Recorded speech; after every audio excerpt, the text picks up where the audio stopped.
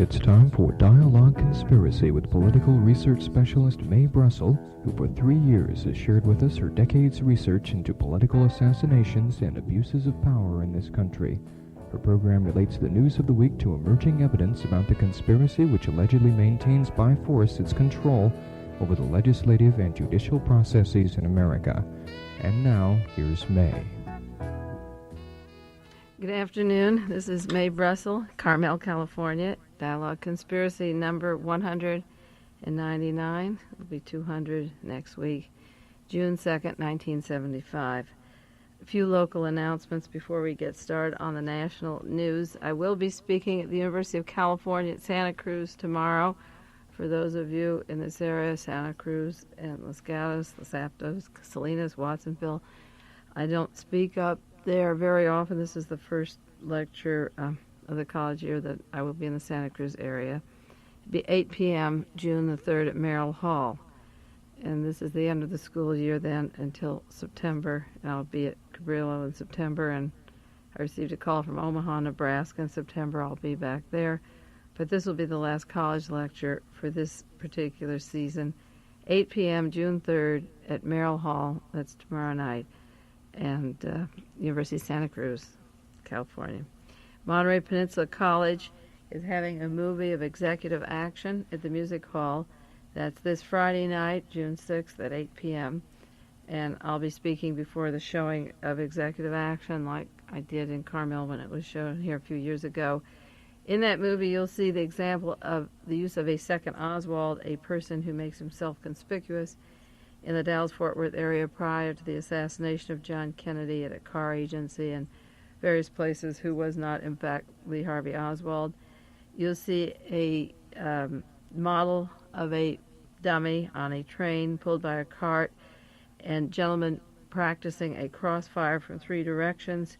This actually took place. There was training. The training took place for the assassination of John Kennedy. Some of the training took place at Fort Bragg in North Carolina. It was the 2-501st headquarters. The contact actually was made in February 1963 and in October 1963, and the gentleman who gave me this information alleges that E. Howard Hunt was the contact man in a Mexican restaurant at Fort Bragg. Whether or not that's true would have to be tested under sworn testimony and maybe a lie detector test and so forth, but this gentleman has been in correspondence with various researchers, and he was one of a team of 3 that was supposed to kill a foreign dignitary, which turned out to be John Kennedy. The operation was called Operation Thereon, and he was pulled out, as I say, of the team. He was also one of 3 teams to kill General Walker, to shoot General Walker in the Dallas-Fort Worth area in April prior to the assassination. There was no intent to kill him, but to shoot him and then help create the motive for Lee Harvey Oswald wanting to kill John Kennedy. He would shoot the far right, which would be General Walker from the Bird Society, and then shoot Kennedy, which is considered far left for Dallas, not to a lot of other people, but for Dallas. And then they would say he had no motive. He just shot from one end to the other, and that's what the Warren Report concluded. There were 3 assassination teams we've talked about. One was in Miami, one was in Chicago, and the other was in Dallas. So this movie pretty well depicts exactly the way the practicing of killing the president took place. And at that movie, I will read the letters from this gentleman, a few letters, and give you specific information that we can write to Congress about and see if they will go ahead and investigate it. That's Friday night at MPC, June the 6th, this Friday night at 8 o'clock at the Music Hall. I'm just briefly going to mention Gerald Ford today. There's pictures of him falling off the airplane in Salzburg, Austria. The front title says, "A football knee caves in on Ford. He stumbled once on his hands and feet and fell." This was Sunday off of Air Force One, and then 2 more times after meeting Egyptian President Sadat. The 3rd time, Sadat kept him from falling 20 steps down a carpeted stairway. We better be careful. I'm not very conspiratorially minded, as you know, but it was just a year ago that Richard Nixon stumbled down the same Air Force One at the same airport.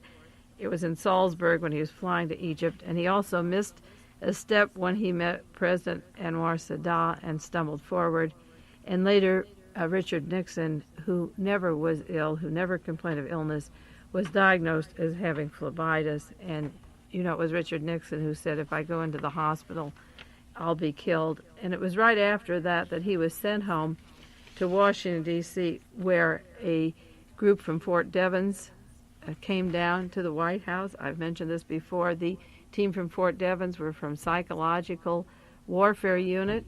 This is from the New York Times, March the 3rd, 1974. And this team of 8 members of a special psychological warfare unit from Fort Devens arrived in Washington, D.C. and took over in the White House outside the Oval Room. Richard Nixon went into the hospital. Then Alexander Butterfield revealed that Nixon's White House had been taped, and that was what began the removal of Richard Nixon from the office of the President of the United States. So we can watch Mr. Ford tumble around and down in a position we haven't seen other presidents outside of Richard Nixon, and watch the news, and let's see how bad his football knee becomes. And if that, too, becomes a phlebitis, I'm sure the psychological group won't have to move in, because they got to him a long time ago, 11 years ago, when he was put on the Warren Commission to investigate the killing of John Kennedy. Every week I put off, this is the second week I've put off a continuous series, which I promise that I want to start next week, on Gerald Ford's book. It's called The Portrait of the Assassin. I do want to take Dialogue Conspiracy for a few weeks, maybe hopefully 8 or 10, and go into chapter by chapter in sections of this book that the President of the United States wrote when he was a member of the House of Representatives and the member of Navy Intelligence. MGM is going to be doing a movie, a production for CBS that'll come out in the fall. And so for the summer months, I want to go into this piece of fiction on the deranged Oswald that Gerald Ford wrote, so that people in this country who listen to this show and who take tapes can hopefully write to CBS and MGM and Congress and let them know what kind of a movie they're making and who was behind it and what kind of lies are being put out for mass America. It's interesting that in the heat of Watergate, in the summer of '73, one of the top conspirators by the name of Ken Reitz, R-E-I-T-Z, a member of the secret team, moved out to MGM. Now that may be a coincidence, and it may not be a coincidence. Also, Hank Haldeman, the son of H.R. Haldeman, was sent to MGM for a summer job. But Ken Reitz was member of a super secret team whose funding was connected to Maryland money. He was 31 years old, and he was the head of Nixon's youth campaign.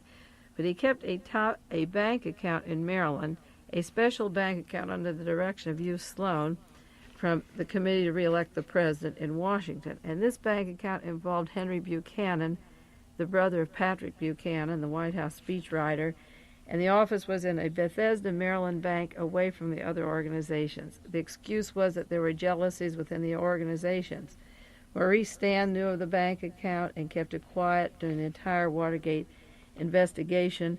The Washington Post, April 26, 1973, in an article by Lou Cannon, described Ken Reitz's operation in Maryland as being many little Watergates.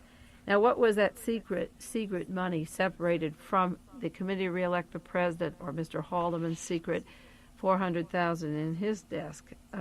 Reitz worked with radical groups. He was spying on radical groups. He had a friend of his, George Gorton, he worked with, who at the end of the Watergate exposures or during them was considered too hot for the State Department. He was supposed to be there, but they moved him to the Department of Interior, and now he's with the Bicentennial Commission.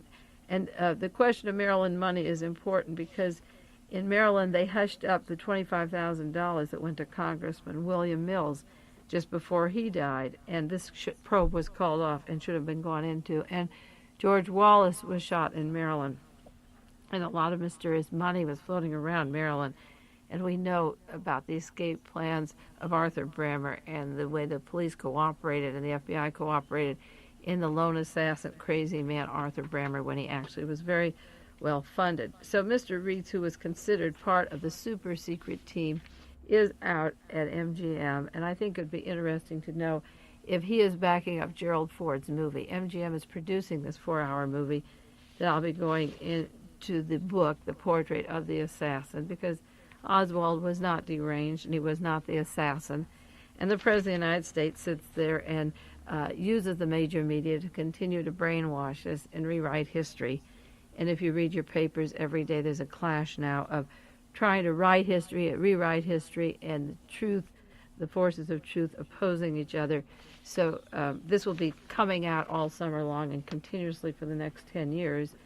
But I will get to that, hopefully, depending how the news breaks next week. I promise we'll get to Gerald Ford's book. I'm 2 weeks late on it already. I got a notice today in New York City, June the 7th, from 1 to 5 and from 7:30 to 11 at the Washington Square Church. There's going to be a movie of slides, a presentation by Robert Groden and Richard Sprague. It's the group called the Assassination Information Committee sponsors the politics of assassination. There's a picture of a rifle. Here it says a visual teach-in on the murder of JFK.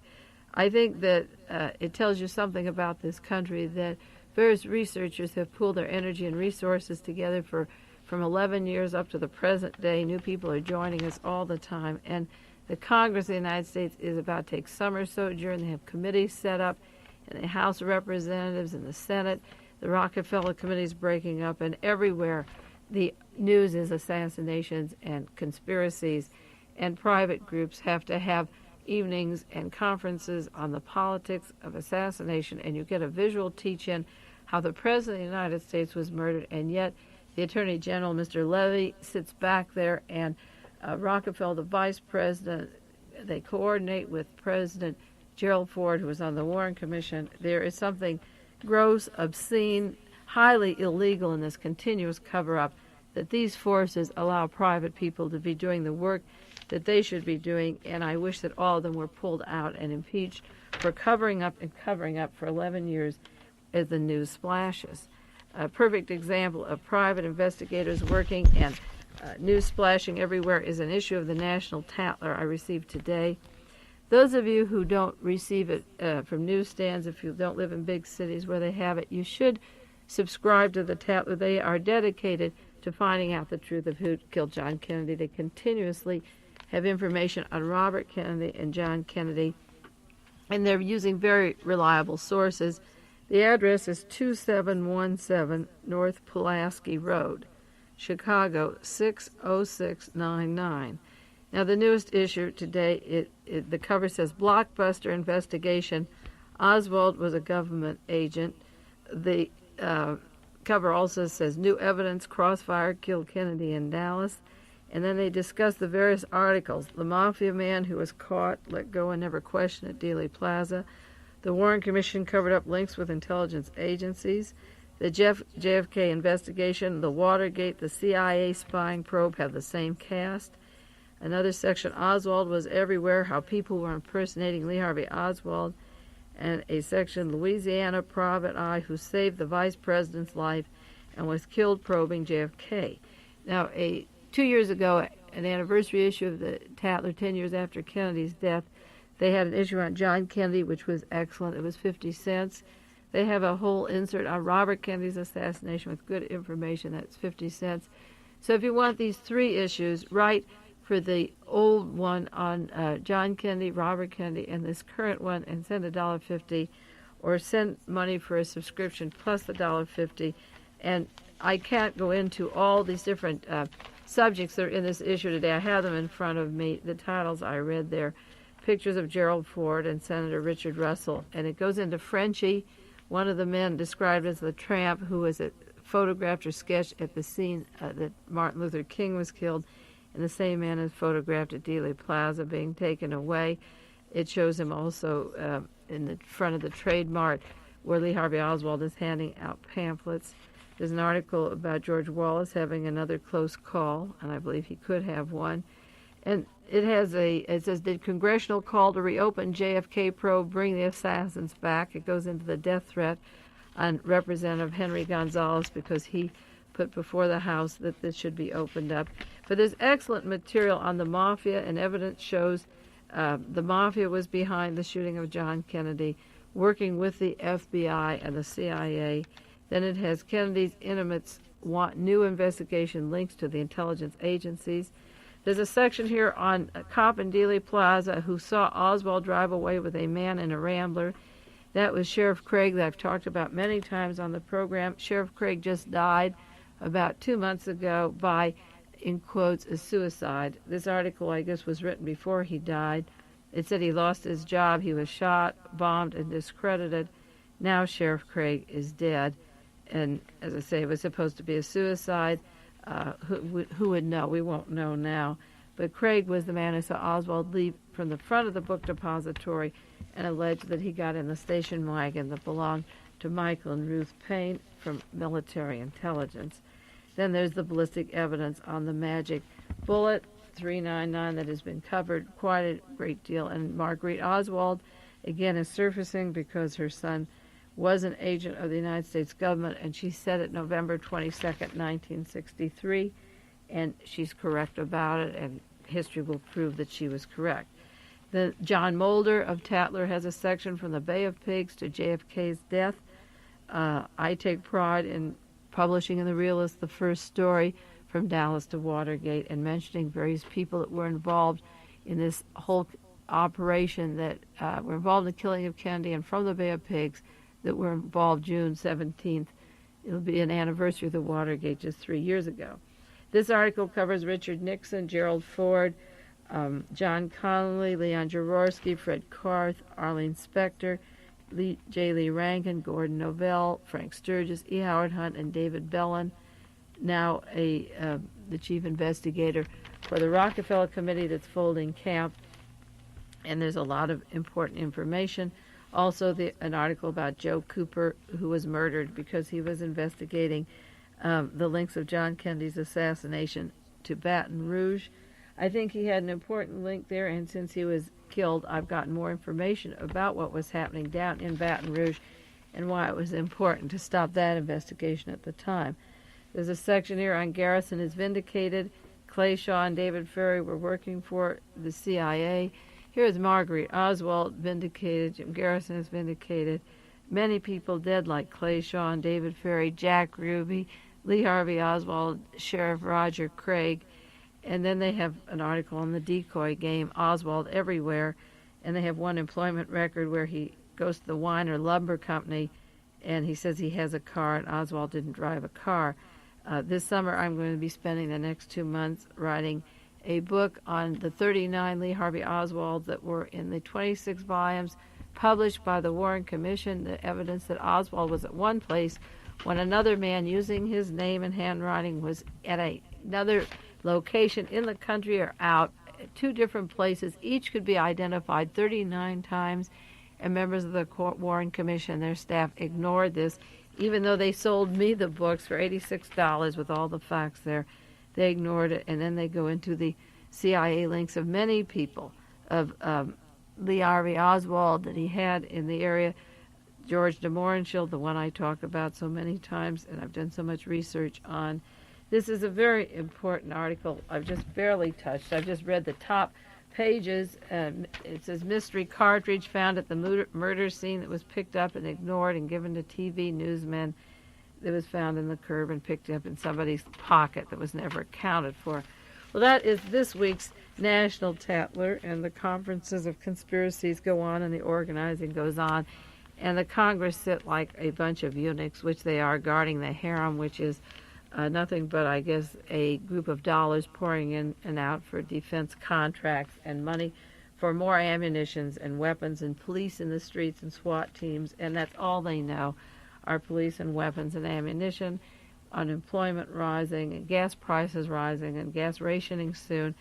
To take your mind off of these things such as conspiracies, I think that what we'll get, like we did at the Watergate crisis, is your gas rationing tickets, and then we'll have diversions, and they'll say we have real problems of unemployment and gasoline shortage. We know there is no shortage of fuel at the present time, but we can have incidences in North Korea or South Korea and anything to divert, because the evidence is coming out and Congress is totally ignoring it, and therefore they must build up diversionary tactics for their next operation.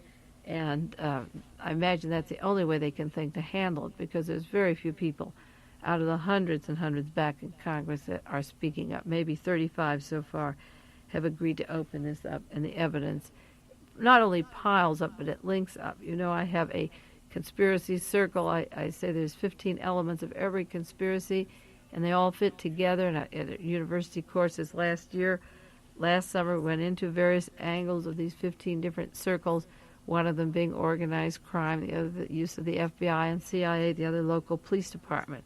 Well, if you read your news now, the way the police take tramps off and don't arrest them or pick them up, or the news people pick up bullets or shells off the street and put them in their pocket, and the CIA uses organized crime, you can see how my conclusions about these conspiracies fit together when you read the current news, and every element of our society is used. And I want to go into some of that also with you today in regards to various articles on assassinations and conspiracies. I came into the studio knowing we had 45 minutes to share on the air, and I brought 45 articles, and each one we could talk about for the whole program. It's difficult and frustrating not to analyze each one of these with you in your patience the last 4 years, some of you, of listening to various conspiracies explained on the air, and then to see them coming forth and being admitted from the highest offices in the land at the present time. But I know when you keep reading your newspapers now, you look back and can relate some of these programs to those events that are taking place in your headlines today. I did want to mention an article that was in the New York Times that caused a lot of confusion last December, as far back as December. It was when the first story broke of Seymour Hersh about the illegal CIA gathering of hundreds, thousands of people in the United States, 10,000 American citizens, that set off the Rockefeller Committee going into business. And at the time that article broke, Mr. Angleton, Angleton, had a strange remark, a quotation in the New York Times. He quickly left the CIA after working there for many, many years, and he had a very interesting quotation in there that a lot of people didn't understand, and it had to do with John Kennedy. He said, in quotes, "A mansion has many rooms, and there were many things going on during the period of the bombings, and I'm not privy to who struck John." And a lot of people didn't understand just what he meant, but there was some coded reference in there. And in the same article, they referred to Mr. Angleton because he was identified by British counterspy Kim Philby in a book called My Silent War that was published in 1968 before Philby defected to the Soviet Union. Well, I thought of this remark in December that Angleton had made because when I received the letter of William Colby of the Central Intelligence Agency to Senator Howard Baker, dated 28th of June, 1974, I read on the air a lot of the Colby report in the last 4 or 5 weeks. I've been reading you sections of it. But I also read on the air a sentence here that Mr. Colby made in June, which makes sense. In December, Mr. Angleton talked about that room of John and the many mansions. And in this, Mr. Colby said in June to Senator Howard Baker that I'm giving you this information about the CIA's involvement in the Watergate and in Dr. Fielding's office and in the subsequent cover-ups. And what he said was that if it appears that you think the CIA was involved in these matters, if your interpretation is that the CIA was involved in these matters, I may feel it necessary to take an appropriate public position to assure that the conclusions from my investigation and the results from other investigations are also known. And I read that on the air before, but I think it was important because this week I looked up what Mr. Philby said about Mr. Angleton, because in June, Mr. Colby is saying, the head of our CIA, that if you expose the CIA as being part of the Watergate or part of the cover-up or the Dr. Fielding entry, I'll let other investigations become known. And then James Angleton, in December, 4 months later, starts talking about who struck John, that there are many mansions. And we know the CIA works on a need-to-know basis. So even though he wasn't privy, he is suggesting that there were many rooms there, and there was something about who struck John that he wasn't going to talk about, but he did bring up the name, and the name is important to people talking about the assassination of John Kennedy at this time, particularly with Gerald Ford president, and he's on the Warren Commission. So I got out my book by Kim Philby, My Silent War, and I thought it was very interesting because the references to Angleton were important and do, in fact, lead back to the John Kennedy assassination. On page 190 and 191 and 192. Pardon me, something in my throat. What Mr. Philby was saying, Philby was head of British intelligence who defected to the Soviet Union and turned out to be a Russian spy. What he said about Angleton was this, in quotes, Angleton did not have many fears about Germany or Nazi Germany. That country that concerned him chiefly as the base of operations, it was safe because he was working against the Soviet Union, the socialist states of Eastern Europe. The CIA lost no time in taking over the anti-Soviet section of the German Abwehr under von Galen. That's Reinhard Galen, chief of Eastern Division, head of Hitler's Nazi intelligence, informed our CIA. And he said they took over. Many of Harvey's lobsters went to provoke Angleton into defending, with chapter after verse, the past record and current activities of the von Galen organization, that Angleton had fear of the Soviet Union, and that he went over and over and defended. He was the defender, chapter and verse, of the chief of Nazi intelligence, von Galen.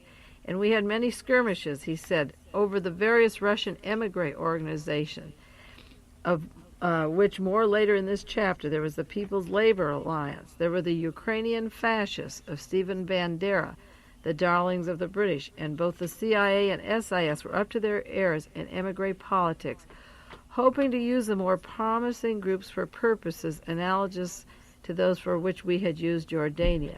Now, this is very important. I hope it isn't too complicated to you, because let me explain that Mr. Angleton and the CIA and Allen Dulles brought over the Russian emigre organization, and they infiltrated many cities and states and universities. There's still many of them in our Monterey Peninsula, the language school, and in this area, the white Russian community that were brought over by Reinhard Galen's Nazi organization. But this is the group that settled those 30 persons in the Dallas-Fort Worth area that were friends of Lee and Marina Oswald, such as George von Mohrenschildt, who changed his name to George de Mohrenschildt.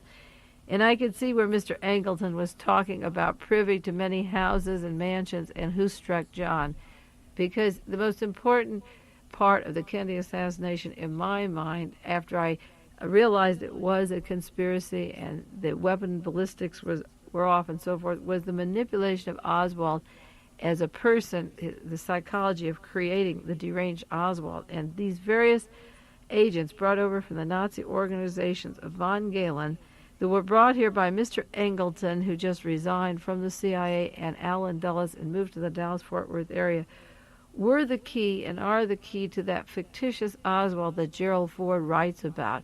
They created the deranged Oswald from their witness testimony that had no basis in fact. And this is important to note because today the CBS or NBC, one of the major news media, was talking about the Cuban community, the anti-Castro Cuban community, coming in and assisting the Vietnamese from the Phoenix program down in Pendleton, California, and giving them lectures. And what we have done in this country has brought people from countries that were overthrown by the communists, such as the Nazis bringing in the white Russian community in Florida, the organized crime, the gambling tables bringing in people like Bernard Barker, who kept the gaming tables for crime for Batista, which is $100 million, a business in the United States for gangland, and using them to get Castro out. People like Hunt, Sturgis, and Barker can be used in political assassinations or conspiracies like Watergate or John Kennedy or even the Martin Luther King. They can be used for various conspiracies because they're told that the person they're imposing is a communist. And now we have the Vietnamese, again, in our local community here and all over this country, California, various pockets, and the Cubans can train them so that this country will have a lot of voices on radio, letters to the editor, a lot of bombing. The Cuban community has been behind bombing in Los Angeles, the Socialist Workers' Party, the Rosenberg rally, where the sons of Julius and Ethel Rosenberg spoke. And we're going to see a lot of violence in America. And the emigre groups that were brought here will have their citizenship dangled on a string, and they will perform, and they will be authorities. about communism, being victims of communism. And actually, each one of these people only became a victim of communism at the end of the line. They were part and parcel of oppression of the Tsar or Batista or Thieu in Vietnam and the tiger cages they put in. They were fleeing from their own fascism. They were war criminals in their own country. They would be killed and tried in their own country. It wasn't the communism that they were so much afraid of, as they represented pure greed and sadism and torture, and they were brought into this country.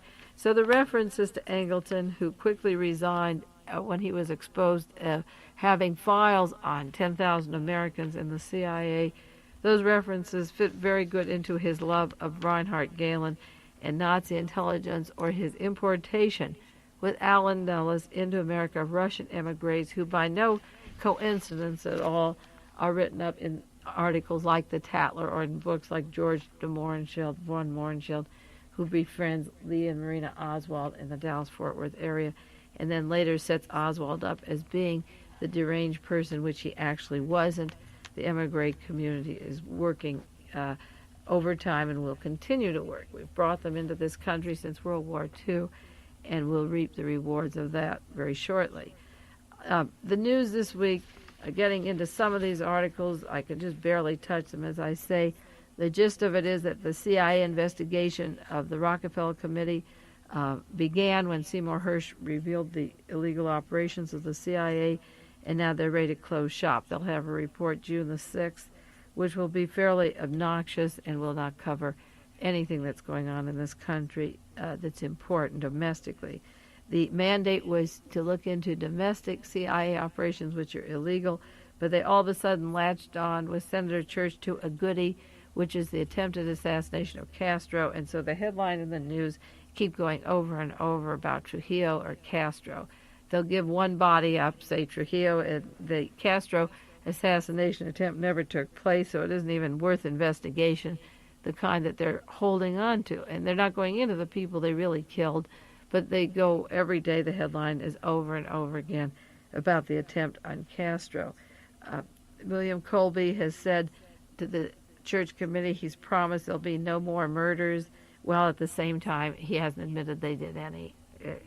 They're not going to do any more. Congress says they can't do any more murders, but they won't come up and say which ones they've done. But books fill the library shelves, and articles come with a list of bloody murders. And in my research, I would like to lay about 300 or 400 at their feet and accuse these agencies of being responsible for these murders. And I'm not thinking just of John Kennedy 300 times. I'm thinking of plenty of murders that are taking place as a result of these operations.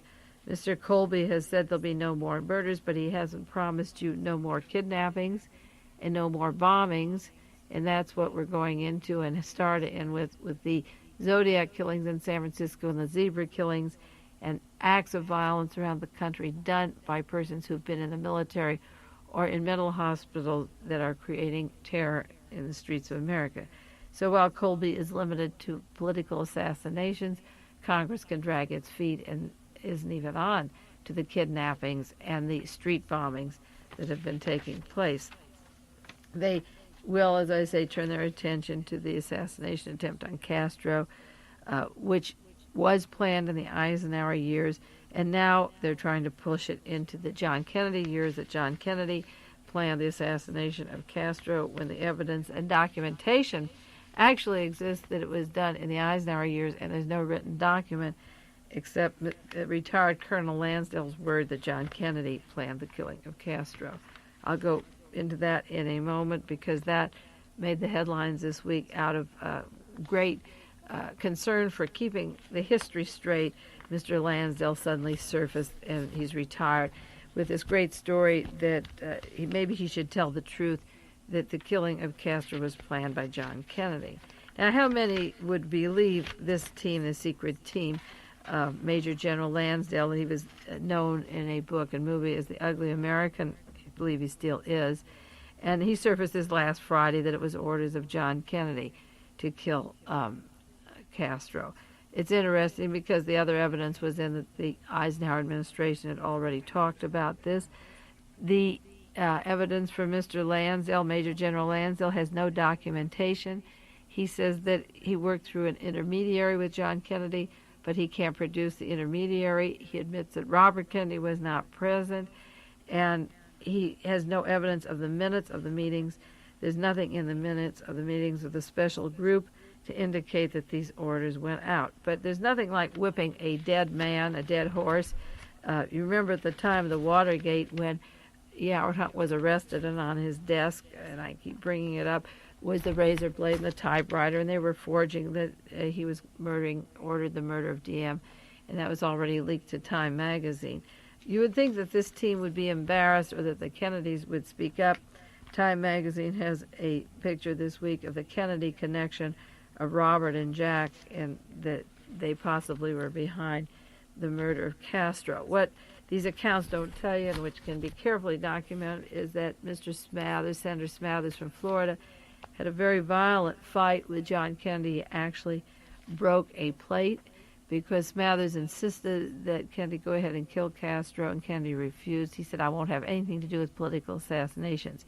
Smathers worked with P.B. Rebozo and Richard Nixon in Florida.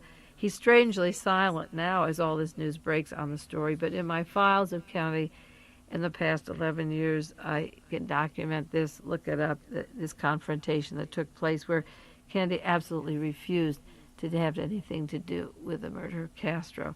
But Mr. Smathers doesn't speak up, and Ted Kennedy doesn't speak up, and I hope they do. I doubt if they will. I don't know if they have the courage. And why would we believe the secret team, as I say? Why would we believe a word they say when they forge documents, and we know that anything in their hands is forged? But Lansdale can't even come out with a forged document. He comes up with a third person, an intermediary who doesn't exist or doesn't exist to produce, to say, yes, he told me that, and yet the two Kennedy brothers are being charged with this, which wasn't what the Church Committee was supposed to investigate or the Rockefeller Committee were supposed to investigate. There's another article in the paper this week by George Lardner in the Washington Post. The title of the article is "The Church Probers Find Gaps in the CIA Records." Well, we know that they found gaps in the Watergate records. We know that Richard Helms destroyed evidence after he was told by Senator Majority Leader Mansfield to hold on to the Watergate-related evidence, and he was going to Iran to work for the Shah of Iran. We know that he purposely destroyed evidence and should be brought home, but he's brought home for questioning, and he's sent back with full regalia. But beneath this article was an interesting statement that didn't get the headlines. It said, asked about rumors and doubts surrounding the assassination of President Kennedy, Church said the committee will confine itself to the degree of cooperation the CIA and the FBI gave the Warren Commission, and to the question of whether either withheld important information. Now, the mandate of the Church Committee to probe CIA domestic operations did not limit their investigation. The Senate Select Committee limited what they investigated. The Warren Commission limited what it investigated. The Rockefeller Committee was a farce. But now they have decided that they will confine, get this, that they will confine their investigation to the degree of cooperation the CIA and the FBI gave the Warren Commission. Well, documents of Harold Weisberg from the National Archives and papers published already in many books and articles show that the CIA and FBI did total investigation of the killing of President John Kennedy and the shooting of Lee Harvey Oswald and the killing of Officer J.D. Tippit. And that member of the Warren Commission, Alan Dulles from the CIA, admitted that he would lie if there was evidence that Oswald was from the FBI and CIA or both, that he would lie to the Warren Commission. So the question isn't how much the FBI or CIA gave to the Warren Commission. The question should be how much do the investigators who've done the work for 11 years put at the lap of the CIA and FBI, and why are these people still holding head of these committees or acting as President of the United States? Now, what this article went on to say is that if further investigation seems warranted, Church said the committee will say so in its final report. Now, that's a very interesting remark. The Senate Select Committee closed up when they found out that they were at the tip of the iceberg, that they were getting into CIA operations. and they recommended maybe some other investigation of the CIA. So the Church Committee will say if it is warranted to investigate further. It didn't say they will go further, but they will say if it's warranted. A friend from New York wanted me to go to Washington to testify by the Church Committee on the investigations of the FBI and CIA of the Warren Commission, but they want to limit their investigation to the degree of cooperation they gave the Warren Commission instead of the degree of exclusion. They cooperated on nothing, and then when they write their report, they will suggest whether or not to go in the John Kennedy assassination. Another series of articles have come out this week on J. Edgar Hoover was reported to be, this is a New York Times story, Hoover reported to be wary of CIA ties, that he was worried that the FBI, working with the CIA, would be involved in blackmail, using mafia people like Mr. Giancano. The CIA had contracted mafia persons to help kill Castro and for other operations. And J. Edgar Hoover was afraid that by using members of the mafia, that the FBI would eventually be blackmailed. And this was true. Giancano, he said, could be in a position to blackmail the United States government. If he killed Castro, he could blackmail them later, and the mafia would be in the business of blackmailing the government, which it is in the business of doing now because it was involved in all these political assassinations.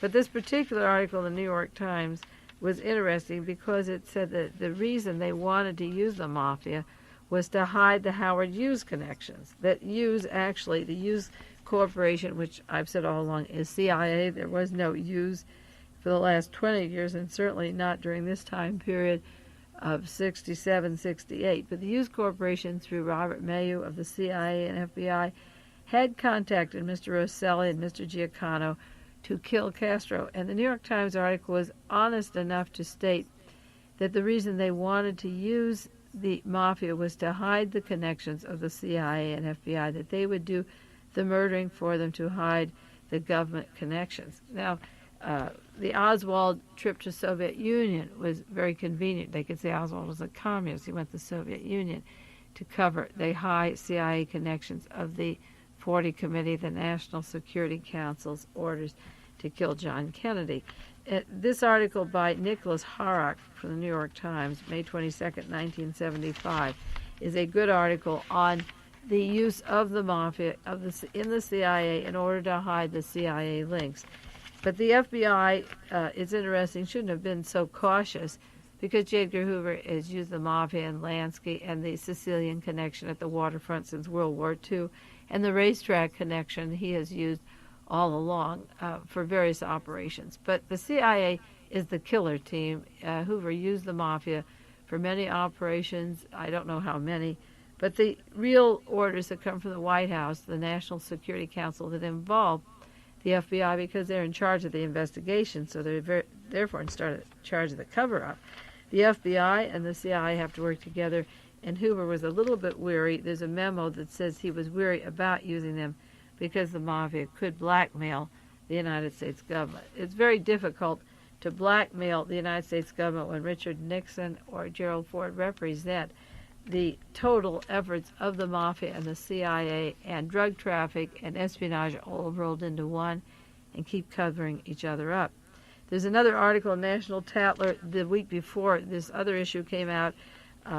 Mark Lane spoke about on the West Coast. You may get it. It's called Nixon is Tied to Suspects in the Kennedy Assassination and has his links to Jack Ruby. He was supposed to be a witness before the Un-American Activities Committee when Nixon interceded and protected him. Jack Rubenstein from Chicago was protected by Richard Nixon, known as Jack Rubenstein, as early as 1947. And a professor, a political scientist from U.S. Army Intelligence, wants to go to the House Judiciary with that information. Well, the time is up, and we barely touched a massive amount of material that's broken in the news this week, but you'll have to do some of your own homework and keep up with the news and read these articles. And hopefully next week we'll get into the Gerald Ford book, The Portrait of the Assassin, and do some analysis of it before CBS does their program in the fall. Take care of yourselves, and I'll see you next week on Dialogue Conspiracy. This has been Dialogue Conspiracy with political research specialist Mae Brussell, who for 10 years has been researching the facts behind political assassinations and conspiracies in this country. Dialogue Conspiracy originates with KLRB FM in Carmel, California.